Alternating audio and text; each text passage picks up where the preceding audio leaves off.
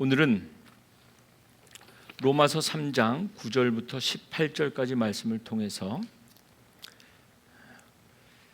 기도한 것처럼 올해 우리에게 주신 하나님의 말씀, 오직 의인은 믿음으로 말미암아 산다. 오늘도 주신 말씀 속에서 믿음으로 산다는 것은 어떤 것이고, 믿음으로 살기 위해서 우리에게 필요한 말씀 어떤 것인지, 오늘 주신 본문 가운데 하나님의 음성 우리가 함께 전하고 듣기를 원합니다. 먼저 말씀 9절 말씀, 오늘 함께 읽었던 말씀 가운데 첫 번째 말씀인데요, 말씀 함께 보시면 제가 읽겠습니다. 그러면 어떠하냐? 우리는 나으냐? 결코 아니라 유대인이나 헬라인이나 다 죄 아래에 있다고 우리가 이미 선언하였느니라. 9절부터 오늘 읽다 보니까 갑자기 전후 맥락 없이 말씀이 딱 이렇게 소개되어지는 느낌이 있습니다.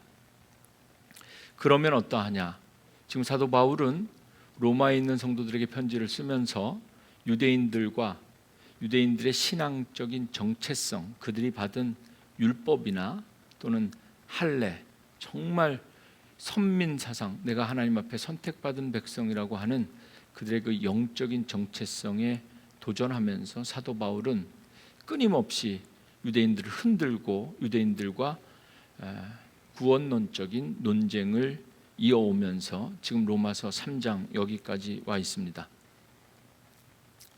너희들 특별한 거 없다. 유대인이나 헬라인이나 이방인이나 다 하나님 앞에서 똑같다. 다 그리스도의 복음이 필요하다. 이제 이런 이야기를, 복음의 이야기를 전개해 나가는 거죠. 그러면서 이제 9절, 그러면 어떠하냐? 우리는 나으냐? 여기서 우리는 사도 바울도 유대인이기 때문에 유대인인 너희들, 사도 바울이 지금 말하고 있는, 그리고 대상으로 삼고 있는 유대인과 자신을 포함해서 우리는 나으냐? 세상 사람들에 비해서 우리는 나으냐? 오늘 아침에 일부 예배 때 원고에 없던 생각이었는데 이 말씀 들으면서 제게 그런 생각이 들었어요. 오늘 주일에 성전에 나와서 예배하는데 그래도 주일을 기억하고 예배할 수 있는 믿음이 우리에게 있어서 참 감사한 것 같은데, 그런데 여러분, 저와 여러분, 우리가 정말 세상 사람들보다 나은가?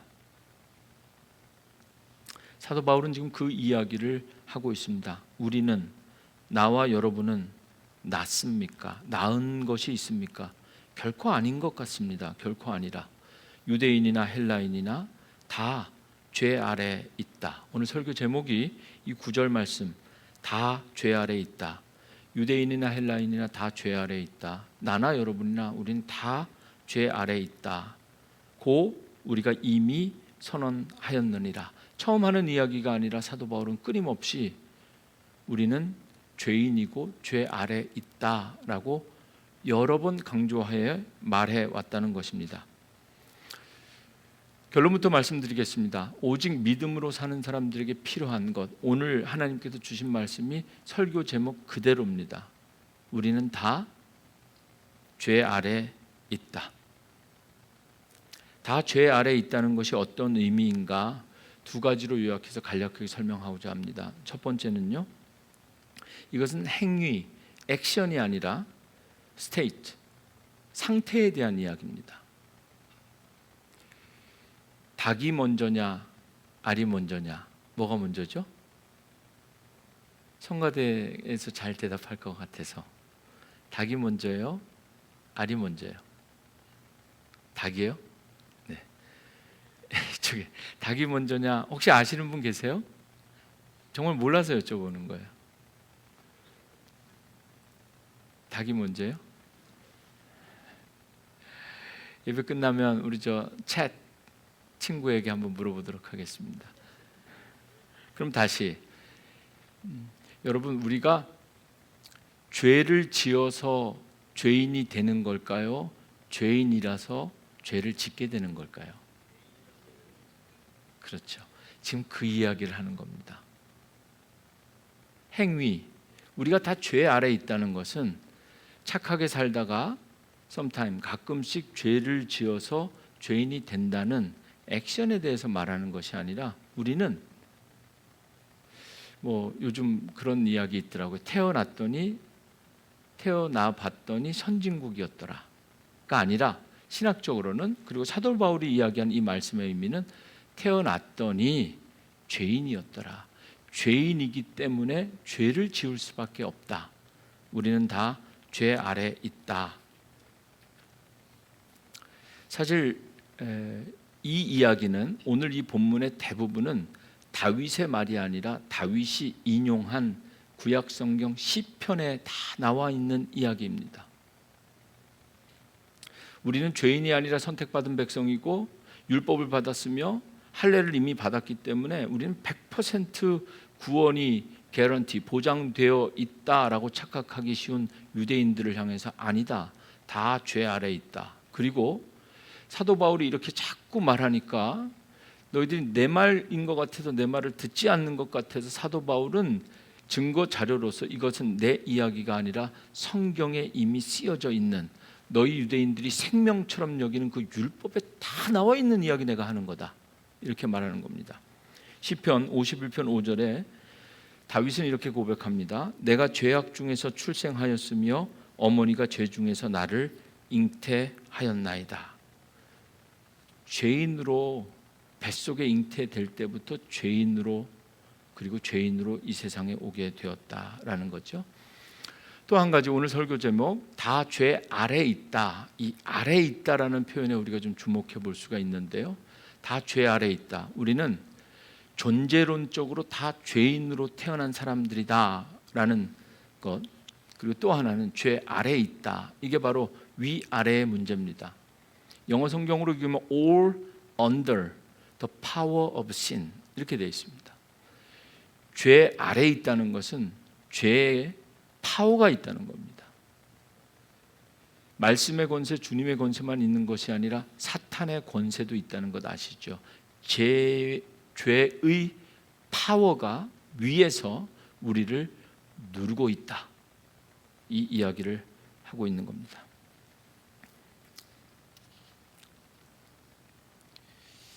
또 한 가지 어려운 개념이 아닌데 신학적인 개념으로는 원죄라는 것이 있습니다. 아담과 하와가 처음에 그 지은 선악과를 따먹으면 반드시 죽으리라 하나님께서 이렇게 말씀하셨는데 겁없이 선악과를 따먹음으로써 아담과 하와가 죄인이 되었습니다. 그리고 그 죄가 오늘 우리에게까지 원죄가 전가되었다. 모든 인류 후손들에게 유산처럼 물려졌다라는 그 신학적인 개념이 바로 오늘 이 바울이 이야기하는, 우리 모두는 아무리 착하게 살아도 법 없이 살 것 같은 사람도 죄인이다. 여러분, 지난주에 우리 어린 자녀들, 이제 막 100일도 안 된 아이들 유아 세례를 베푸는 것은 그 어린아이도 죄인이다, 우리는 다 죄인으로 태어난다라는 신학적이고 성서적이고 교리적인 고백을 가지고 유아 세례, 영아 세례를 베푸는 겁니다. 우리가 다 죄 아래 있다. 박노의 시인의 시처럼 사람만이 희망이다라고 주장하는 사람들이 있는데, 살아보면 살아볼수록, 그리고 말씀을 묵상하면 묵상할수록 우리는 다 사도 바울의 오늘 이야기처럼 다 죄 아래 있다.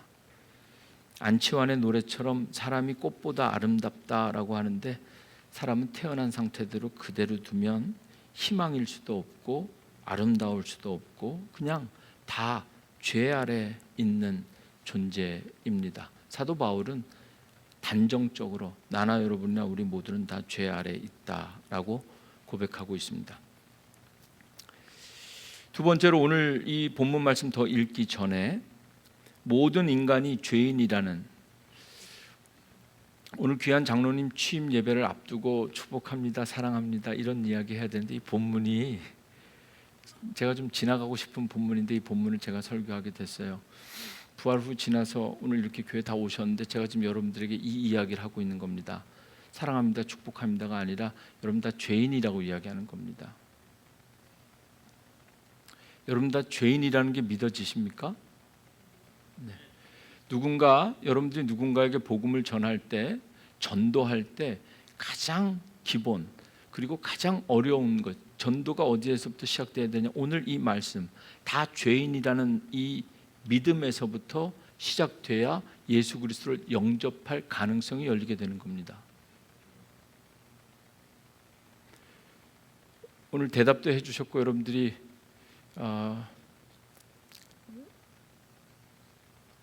죄인이라는 것을 스스로 고백하는 게 불편할 수도 있겠지만, 누군가 여러분들에게 인간이 죄인이라는 것을 어떻게 증명하겠습니까? 묻는다면 여러분 어떻게 증명하시겠습니까? 할렐루야, 찬양대.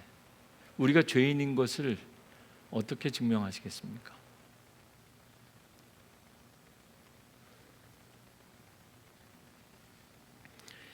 여러 가지 모든 인간이 죄인이라는 증거들 가운데 가장 확실한 증거 한 가지만 확인하고자 합니다. 그것은 뭐냐면요, 우리가 다 죄 아래 있다라는 가장 확실한 증거가 뭐냐면, 여러분, 죽음이 그 증거입니다. 죽음. 하나님께서 태초에 하나님의 형상으로 인간을 만들 때 그 인간은 죽음 없이 태어난 인간입니다. 창세기 2장 17절에 하나님께서 이렇게 말씀하셨습니다. 아담과 하와에게 하신 말씀인데요, 선악을 알게 하는 나무의 열매는 먹지 말라. 먹는 날에는 반드시 죽으리라. 먹지 않았으면 죽음은 없었습니다. 오늘 이 자리에 모인 저나 장로님이나 여러분 모두나 우리가 다 사도 바울의 이 고백 앞에 딱 갇혀일 수밖에 없는 것은, 우리가 다 죄인이라는 것은 우리가 다 죽을 수밖에 없는 존재라는 것으로 증명되는 겁니다. 아담과 하와가 범한 그 죄가 어떻게 나에게 원죄가 전가되었는가? 그들이 죽었던 것처럼 나 또한 죽을 수밖에 없는 존재라는 거죠.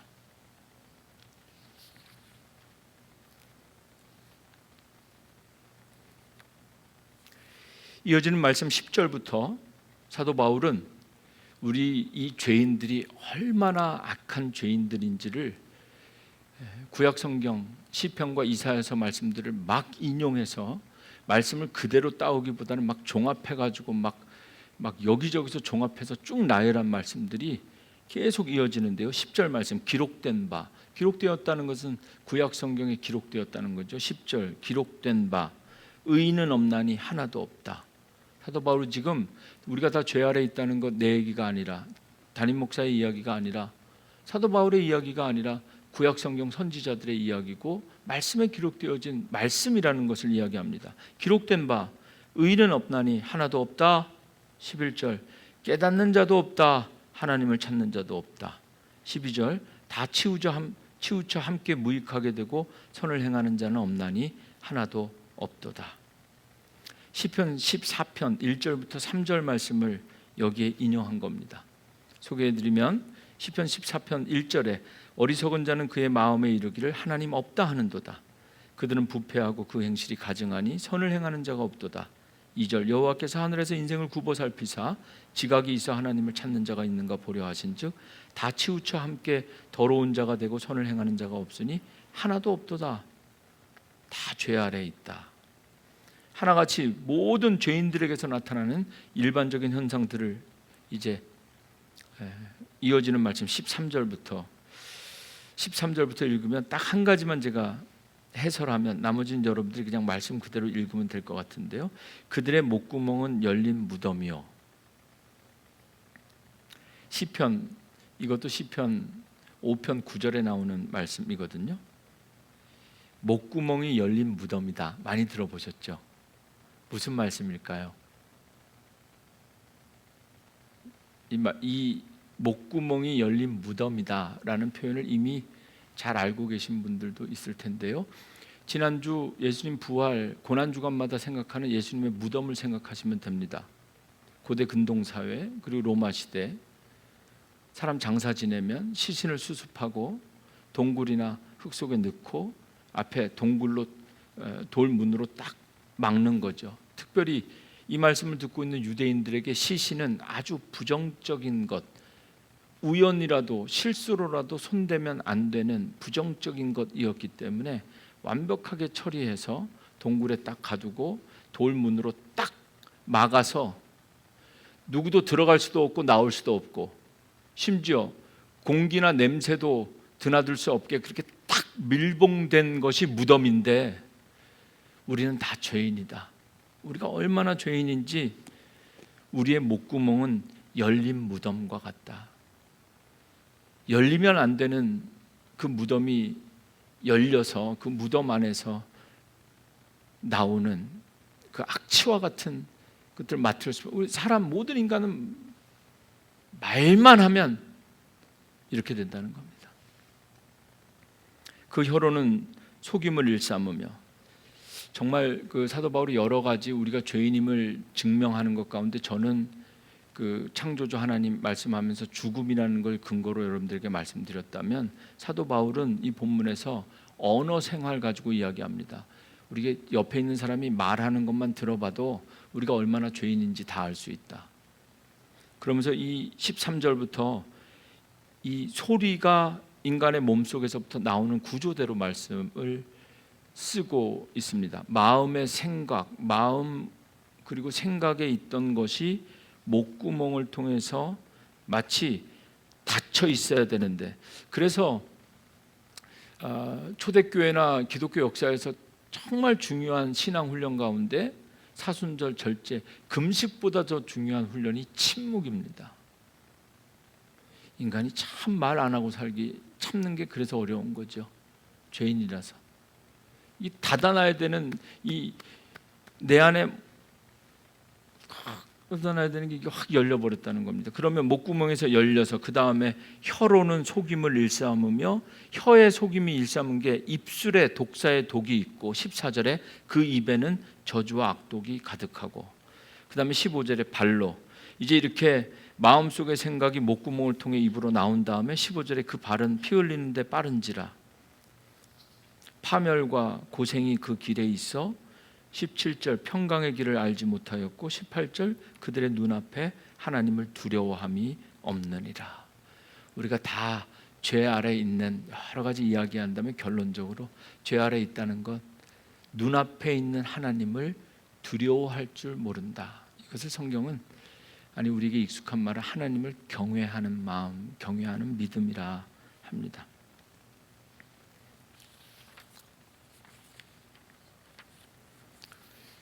우리가 얼마나 악한 존재인지 온전히 깨달을 때야 주님의 은혜, 십자가의 은혜를 정말 진지하게 간구할 수 있고 경험할 수 있게 됩니다.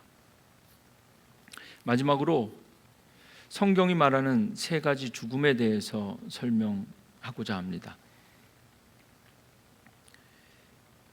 서두에 말씀드린 것처럼 우리는 다 죄 아래에 있기 때문에 아담으로부터 전가되어진 죄의 삭슨 사망이라, 그 인생을 살고 있기 때문에 우리는 다 죽게 될 것입니다. 죽음은 죄의 결과입니다. 근데 성경을 읽어보면 성경은 세 가지 죽음에 대해서 말하고 있습니다. 첫 번째는 영적인 죽음입니다. Spiritual death. 하나님과의 관계가 끊어지는 것. 현재 살아있기는 한데, 숨을 쉬는 것 같기는 한데 죽은 사람들. 하나님을 알지도 못하고 아버지라 부를 수도 없으며 도무지 믿음이라는 것 가져본 적도 없는 사람들 말이죠. 영적인 죽음에 처해 있는 사람들. 에베소서 2장 1절은 이 성경이 말하는 첫 번째 죽음에 대해서 우리를 깨닫게 하는데요. 허물과 죄로 죽었던 너희를 살리셨도다. 이 허물과 죄로 죽는 것, 숨 쉬고 있는 것 같지만 영적인 죽음이 있다는 것 기억하십시오. 그리고 두 번째 죽음은 우리가 다 아는, 믿음을 가졌거나 안 가졌거나 모든 인간이 아담으로부터 전가된 죄 때문에 경험할 수밖에 없는 두 번째 죽음은 육체적인 죽음입니다. 말 그대로 이것은 자연적 생명이 끝나는 것을 의미합니다. 창세기 3장 19절에 너는 흙이니 흙으로 돌아갈 것이니라. 육체적인 죽음을 말하는 성경 말씀이죠. 또한 히브리서 9장 27절에 한 번 죽는 것은 사람에게 정하신 것이요 그 후에는 심판이 있으리니 한 번 죽는 것, 한 번 죽는 것. 이것을 다시 바꿔보면 첫 번째 사망.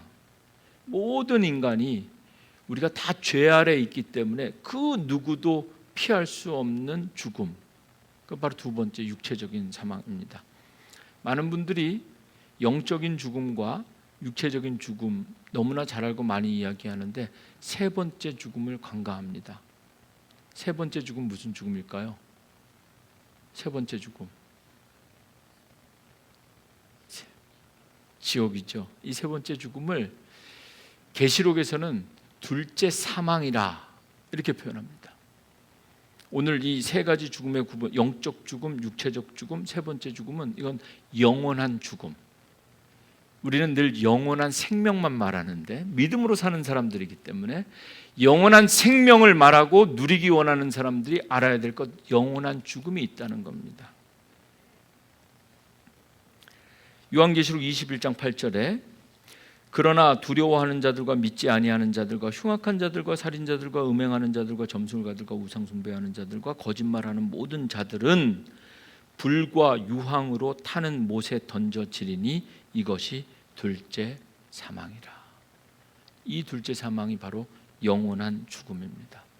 성경은 오늘 사도 바울은 유대인들뿐만 아니라 오늘 우리들에게 우리는 다 죄 아래 있다. 죄인이라는 이야기죠. 그리고 그 죄의 파워 아래 눌려 있어서 우리 힘으로는 어떻게 벗어날 수 없다는 겁니다. 죄 아래에 있다.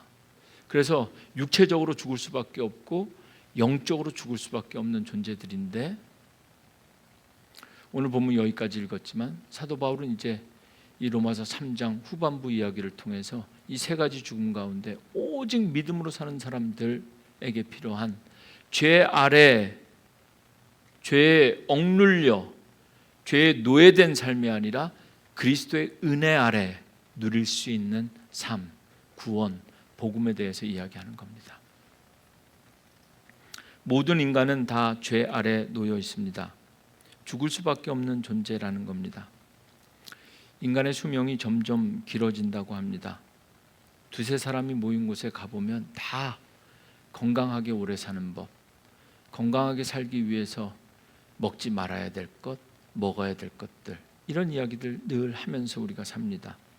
적어도 일주일에 한 번 믿음으로 사는 사람들이 성전에 나올 때만이라도 이 육체적인 죽음뿐만 아니라 영적인 죽음, 영원한 죽음에 대해서 분명하게 인식하고 우리가 어떻게 다 죄 아래 놓여 있다 단언하고 단정 짓는 것 같지만 사도 바울이 지금 이야기하는 것은 죄 아래 놓여 있다. 대체 그래서 모든 것이 끝났다라는 것이 아니라 다 죽을 수밖에 없는 죄의 영향력에서 벗어날 수밖에 없는 우리 힘으로는 벗어날 수 없다. 다음 주 시간이 되면 좀 더 이야기하겠지만 그래서 사도 바울은 유대인들이 생명처럼 여기는 그 율법에 대해서 말하는 겁니다. 율법 가지고는 죄를 깨달을 수는 있지만 해결할 수는 없다. 여러분 오늘 성전에 나오셔서 이 말씀이 우리 기분 나쁜 말씀처럼 들릴지 모르지만 옆에 사람들 보시면 이해가 될 겁니다.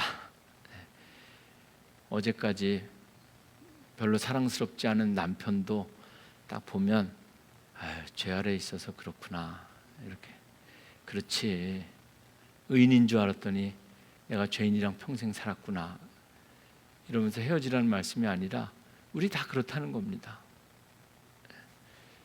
여러분들이 때로 이 목사를 보면서 실망하는 것도 저 또한 다 죄 아래에 있기 때문인 겁니다. 이것이 기분 나쁜 이야기가 아니라 서로를 이해할 수 있는 그렇지 우리 다 죄인이지 입만 열면 이 목구멍이 문제지 죄 안에 있기 때문입니다. 그래서 우리에게 필요한 것이 예수님이고 복음입니다. 특별히 오늘 우리 성전에서 우리 하나님과 우리 성도들 앞에서 다시 한번 귀한 장로의 직분 가지고 취임하시는 우리 신영국 장로님, 오늘 주신 말씀이 우리의 부족함을 합리화시키는 데만 적용되는 근거의 말씀이 아니라 우리가 얼마나 연약한지를 올바로 깨닫고 우리가 다 함께, 특별히 우리 신영국 장로님과 함께 죄 아래 놓여있던 우리 모두가 하나님의 그리스도의 은혜 아래 머무는 그 구원의 기쁨, 즐거움을 함께 맛볼 수 있는 그런 새로운 삶의 도전들이 우리 모두에게 열릴 수 있기를 주님의 이름으로 축원합니다. 아멘.